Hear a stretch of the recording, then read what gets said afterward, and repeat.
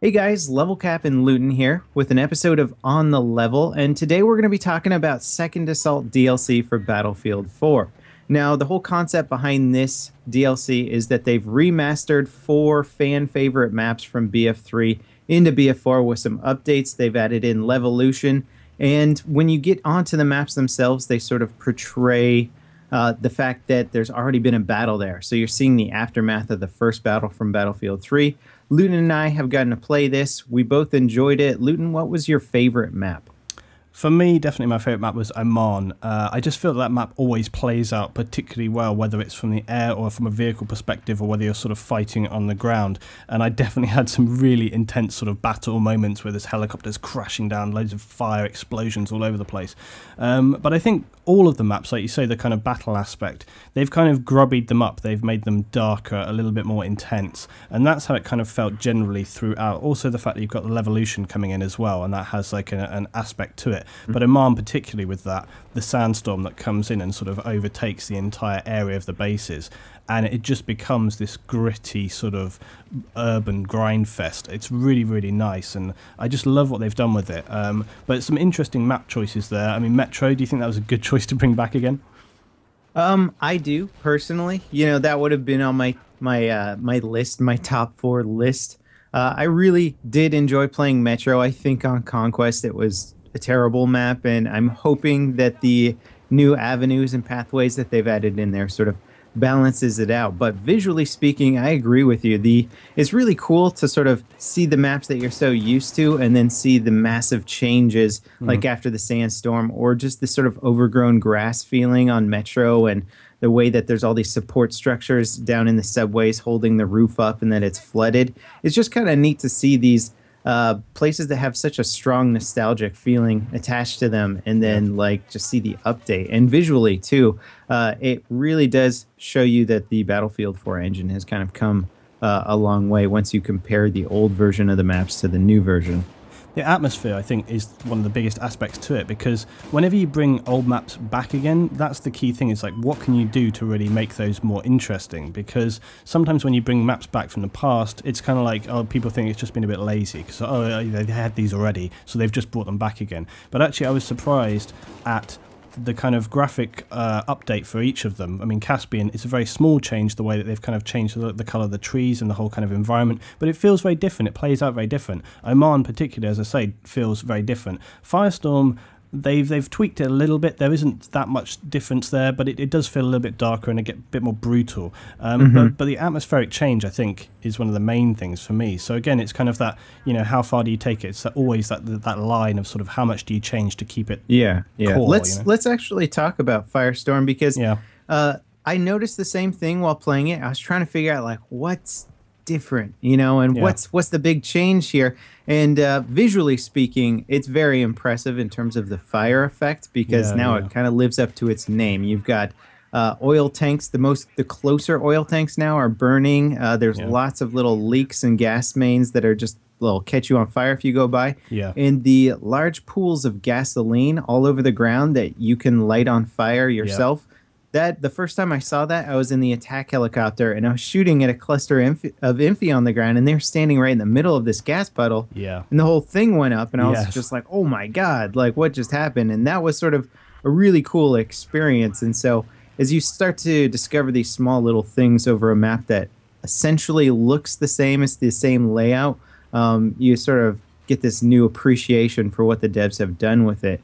One thing that I found was a little interesting, and I don't know how they're trying to balance out Battlefield 4 compared to BF3, but they've taken 3 vehicle-intensive maps that are, I wouldn't say vehicle-intensive, but definitely favor vehicle gameplay, and then given us like 1 infantry map. And I was hoping for maybe 1 more infantry map, like back to Karkand or something like Grand that. Bazaar, because a lot of people commented about wanting Grand Bazaar because of the great gameplay Grand you had Bazaar there, would have been perfect. That was a perfectly balanced map. You know, you can look at it from the top down, and it's symmetrical. It makes sense. The flanking rats are great. It's got great lanes. So it would have been nice to see another infantry map back in there, but instead we got 3 maps that are, you know, they're good conquest maps, but they're also they favor air pilots, they favor tank drivers, and then infantry really all just got to play like engineer or just go anti-armor. Yeah, I think the maps though as well, I think they're a good analogy for like Battlefield 4, you know, because they've made small changes that at first you don't really notice, but then you actually start to play and you go, oh, actually this did actually have more of an impact than I thought that it would.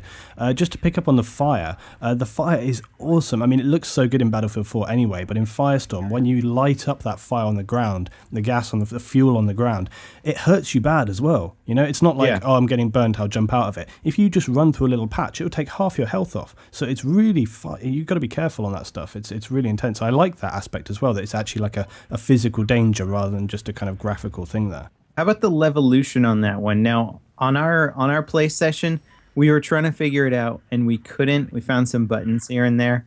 From what I was told, the like main gas line, I guess, the big pipes that run throughout the map can go critical or something and just explode and create these crazy fiery barricades everywhere. Did you guys figure that out on your end? We didn't see any massive levolution. As I say, I think the same thing that you're talking about, like those sort of explosive charges that you find all over the place, like they have in Battlefield 4 now, sort of by the side, and they can cause like a big explosion. We found some of those on the tankers, but no, in the games that we played, it didn't play out where we had like a massive detonation that I saw. But out of all of them, that's the only one that we didn't see it on. So it'll be interesting to see when that one comes through. But on Metro, the kind of the levolution effects in there. Now, how much of an effect do you think those are actually going to have to the Metro gameplay? Because a lot of people were talking about different routes and things. And actually, I think on the gameplay that we saw, we didn't get perhaps a chance to sort of see the full effects of those because of the way the maps that we played. But you have these ceilings that can kind of fall down and you can shoot out the props that are holding them up. That can damage people and hurt them as that stuff comes down. It also can have steam kind of flying in, and that can obscure some routes and stuff, which actually could be really beneficial because once your visuals are obscured, it may give people the opportunity to kind of push forward and get through some of those sections where they've been locked down. But how do you think those little changes are going to play out there for Metro?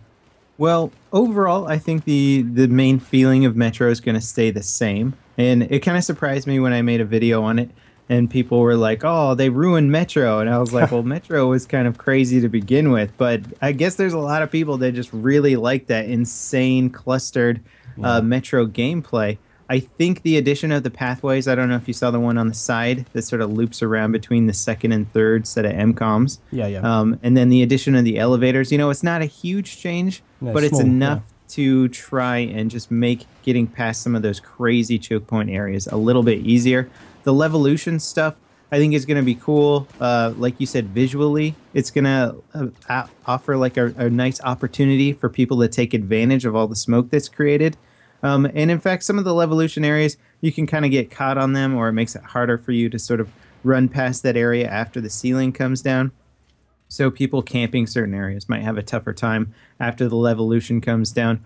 Overall, I think the gameplay itself on Metro is going to be pretty reminiscent of Battlefield 3. It's just going to look cooler, and we're going to have a few more tactical options here and there. One really key thing about Metro as well was putting the jet skis in at the very first base, because I think that's pretty key, because so many times you get stuck on that first base on Metro, and now having that jet ski option, it's just going to give people the opportunity to do like a fast flank, and it's just like another little thing there to make a change with, and I think that will help quite a lot. One thing I should point out as well with Oman, on Oman now we actually have obviously the attack boats, which are new to Battlefield 4.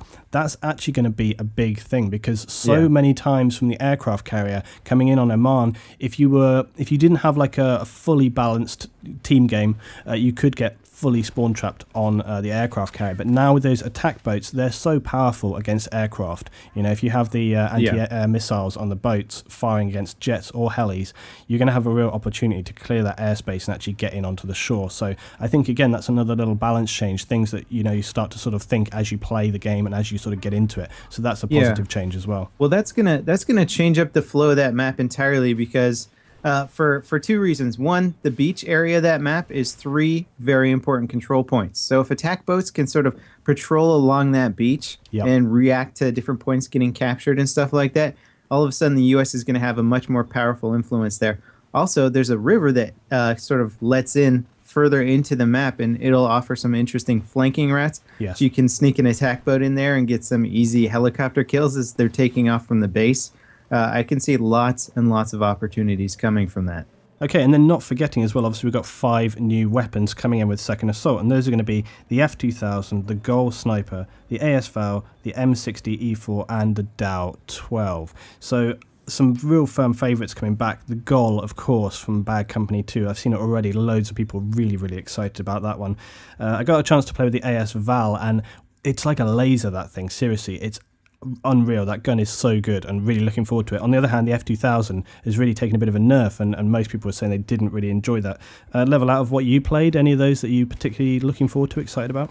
Well, I'm really curious to get my hands on the stats. You know, I like the stats, but the AS Val in Battlefield 3 had the option to upgrade it to a 30-round magazine, which was pretty much the only way you wanted to run it. In Battlefield 4, it seems to be locked in at 20 rounds. So I'm really curious to see how they're going to try and balance out that weapon, or if they're not even going to balance it out, because it was very good in Battlefield 3. So maybe they're like, maybe we should just give it 20 rounds and call it good.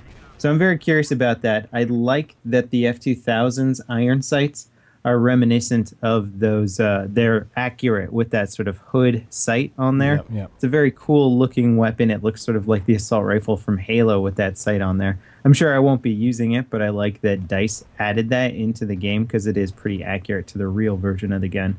I don't know. Overall, I'm pretty excited. People are, the M60 it's a nice sounding gun. I love it. I don't know if it's going to be too effective. We'll have to see. It's got a lot of big competition, and the Goal, which I didn't use too much in Bad Company 2, but I certainly got shot a lot by it.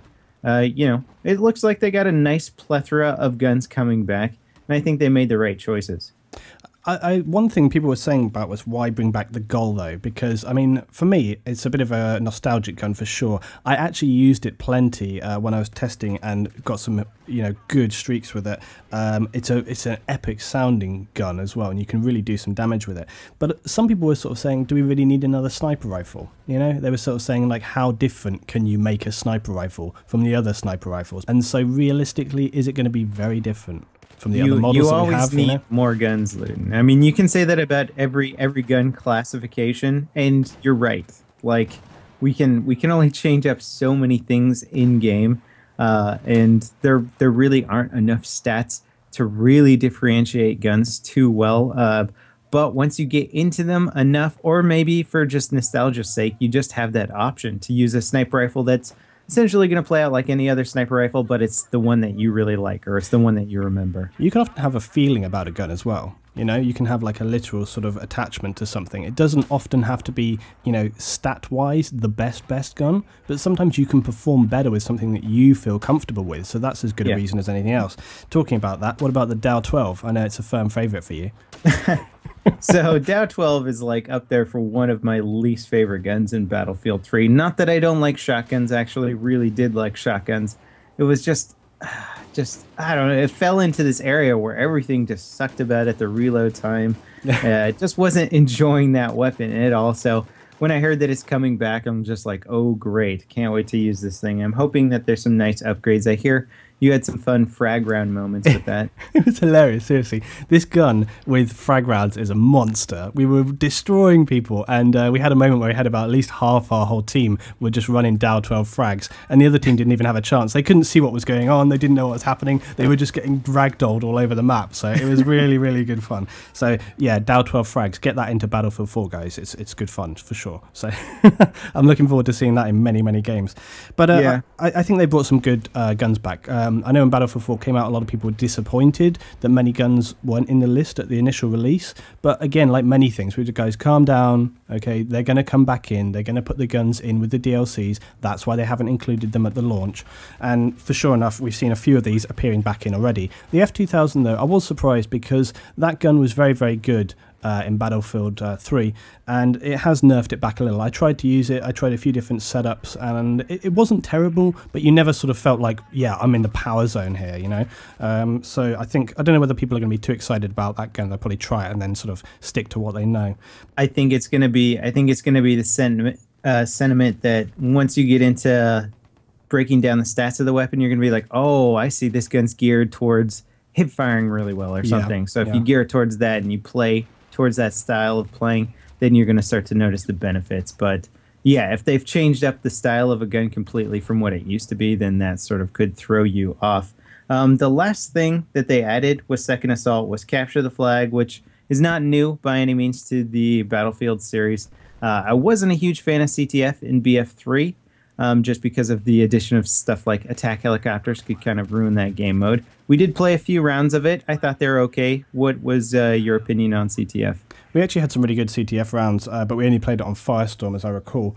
I actually made maybe one other one, actually, I think, as well. But anyway, the point was it played out well, but I think the key issue is that CTF, very much like Obliteration, can be night and day depending on what team you have. If you have a team that are just not aware of the game mode, they don't know the sort of general tactics of the game, it can be a shocking game mode. If you have two teams which are quite aware, it can be one of the best game modes. So it really just depends on how it plays out for you. The map-wise, they all played out well. Obviously, we've played them in Battlefield 3 as well, so it's good to see it come back again. But it was fun for me, for sure. But it's a bit of a specialty. One thing I might say, though, is that the fact that we have Obliteration in Battlefield 4 now, maybe people start to get more of a feel of that style of gameplay, and so therefore maybe Capture Flag will play out better in Battlefield 4 than it did in Battlefield 3, but that remains to be seen, I think. So overall, we're getting a pretty action-packed expansion here with some good nostalgic maps and some fan-favorite weapons. I'm really looking forward to this launch. It's coming out on December 3rd for PC and PlayStation 4.